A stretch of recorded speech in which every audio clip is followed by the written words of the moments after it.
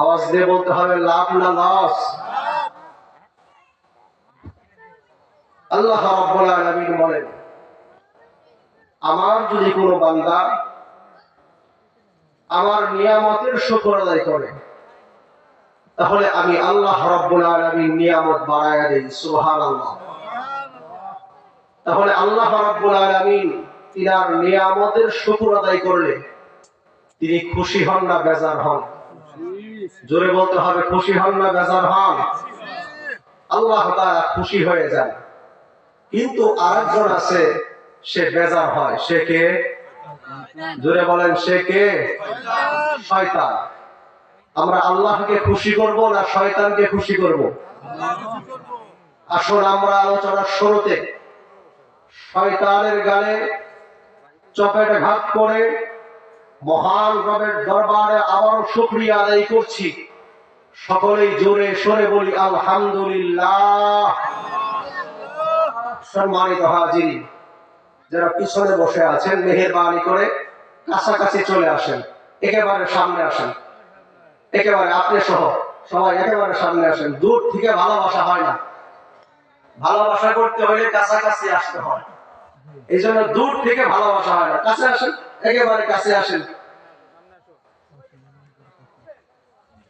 মোহতারাম হাজিরিন, যেই দিন থেকে এই এলাকায় যাত্রাপুর পশ্চিম পাড়া যুব সমাজের উদ্যোগে আমার যুবক ভাইরা মাহফিল করবে, যেদিন থেকে উদ্যোগ নিয়েছে, সেই দিন থেকে শয়তান তার একটা স্পেশাল টিম, বিশেষ একটা বাহিনী এই এলাকায় পাঠিয়ে দিয়েছে। যাও, কি করে এই এলাকার মাহফিলটাকে নষ্ট করা যায়, পণ্ড করা যায়, বন্ধ করা যায়, সেই মিশন দিয়ে শয়তান একটা বিশেষ একটা টিম, স্পেশাল একটা বাহিনী এই এলাকায় পাঠিয়ে দিয়েছে। এই ক্ষেত্রে শয়তান সাকসেস না ব্যর্থ? আওয়াজ দিয়ে বলেন, সাকসেস না ব্যর্থ? কত পার্সেন্ট ব্যর্থ? 100% শয়তান ব্যর্থ। কারণ এখানে মাহফিল হচ্ছে, লাইট জ্বলছে, আলোচনা চলছে, আমন্ত্রিত হযরত ওলামায়ে কেরাম আলোচনা করছেন। এই ক্ষেত্রে শয়তান 100% ব্যর্থ। কিন্তু শয়তান সে কি ব্যর্থ হয়ে এই এলাকা ছেড়ে একেবারে পদ্মার উপর চলে গেছে নাকি? হ্যাঁ, কারণ শয়তান এত সহজেই ছাড়ার পাত্র না, নাসুর বান্দা। Man to man, percent to percent গিয়ে শয়তান তশকিল করে। এই মাহফিলে যাওয়ার দরকার নাই, ঘরে বসে বসে ওয়াজ শোনো, চায়ের দোকানে বসে থাকো, পানের দোকানে বসে থাকো, কিনা কিনা বাদাম বসে বসে বাদাম কিনা খাও, যাও নেই পরে। Man to man, percent to percent শয়তান তশকিল করে। এই জন্য আসুন আমরা শয়তানকে একেবারে এই এরিয়ার ভিতর রাখবো না। রাজি আছি ইনশাআল্লাহ? রাজি আছি ইনশাআল্লাহ?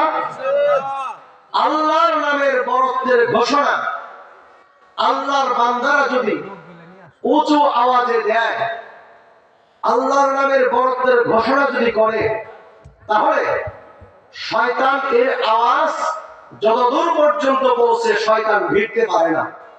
তাহলে শয়তানকে আমরা আশেপাশে রাখবো না। রাজি আছি? সাহস পান তো ইনশাআল্লাহ? সাহস পান তো? যাত্রাপুরের যুবকেরা, তরুণেরা, তোমরা তোমাদের শরীরের সমস্ত শক্তিকে কণ্ঠনালীতে নিয়ে এসে আকাশ বাতাস মুখরিত করে, প্রকম্পিত করে এত জোরে আল্লাহর বরত্বের ঘোষণা করব যে আমাদের আওয়াজ যেন 7 আসমান ভেদ করে আল্লাহর আরশে মহল্লায় গিয়ে ধাক্কা লাগে। একসাথে উঁচু আওয়াজে আল্লাহর বরত্বের তাকবীরের ঘোষণা করছি। নারায়ে তাকবীর। এই আওয়াজে ওয়াজ হবে না, এই আওয়াজে ওয়াজ হবে না। লিল্লাহে তাকবীর। আল কোরআনের আলো। দুই হাত মুঠ না করলে মুমিনের শক্তি বাড়ে না। দুই হাত মুঠ করে শীতে ধরছে না, দুই হাত মুঠ করে আকাশের দিকে তুলে দেখেন, সাবধান কেউ যেন নাকে না লাগে। আকাশের দিকে তুলে জোরে সরে ইয়াং বৃদ্ধ যারা আছেন, আল্লাহর নামের তাকবীর, আল্লাহর নামের বরত্বের ঘোষণা দিব। লিল্লাহে তাকবীর। আল কোরআনের আলো, আল হাদিসের আলো, কোরআন আছে যেখানে, কোরআন নাই যেখানে, লিল্লাহে তাকবীর। দেখবেন কিছুক্ষণ পরে মাহফিলের প্যান্ডেল ভরে যাবে ইনশাআল্লাহ। আমার ভাইরা, সম্মানিত হাজিরিন, দুনিয়ার কোন প্রোগ্রাম হলে পরে, কোন জনসভা, কোন রাজনৈতিক কিংবা অন্য কোন প্রোগ্রাম হলে পরে রাষ্ট্রীয় পক্ষের কোন আমন্ত্রিত কিংবা কোন নেতা কিংবা নেত্রী যদি আসে, সেখানে 1 মাস 15 দিন 1 মাস আগে থেকে পুলিশ, এরপরে গোয়েন্দা সংস্থা, বিভিন্ন বাহিনী দিয়ে সেখানে আগে জায়গা এলাকা টেস্ট করে, যাচাই বাছাই করে, কোন ধরনের নাশকতার সৃষ্টি যেন না হয়। আল্লাহর কোরআনের মাহফিল হয়, হাজার হাজার মানুষ আসে সেখানে, কিন্তু কোন র্যাব লাগে না, কোন পুলিশ লাগে না, কোন বিজিবি লাগে না, কোন গোয়েন্দা সংস্থার কোন লোক লাগে না। আল্লাহ রাব্বুল আলামিন সেখানে আল্লাহ তাআলার বিশেষ বাহিনী পাঠিয়ে দেন, এবং সেই বাহিনীগুলো আমাদের জন্য 4 পাশ দিয়ে বেষ্টনী করে রেখে আমাদের জন্য আল্লাহ তাআলার দরবারে রহমতের দোয়া করেন। সুবহানাল্লাহ। আল্লাহর হাবিব সরকার দো আলম জনাবে মুহাম্মদুর রাসূলুল্লাহ সাল্লাল্লাহু আলাইহি ওয়াসাল্লাম বলেন, হাফাতহুমুল মালাইকা।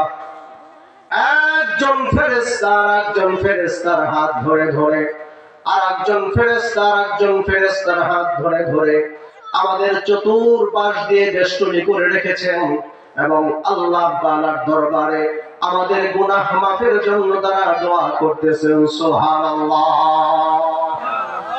শুধু তাই নয়, নাযালাত আলাইহিমুস সাকিনাহ, এই যে কুয়াশার ফোঁটা টপ টপ টপ টপ করে আমাদের উপর পড়তেছে, এর মাঝখান দিয়ে আল্লাহ তাআলার রহমত আমাদের উপর অঝরে বর্ষণ হচ্ছে। শুধু তাই নয়,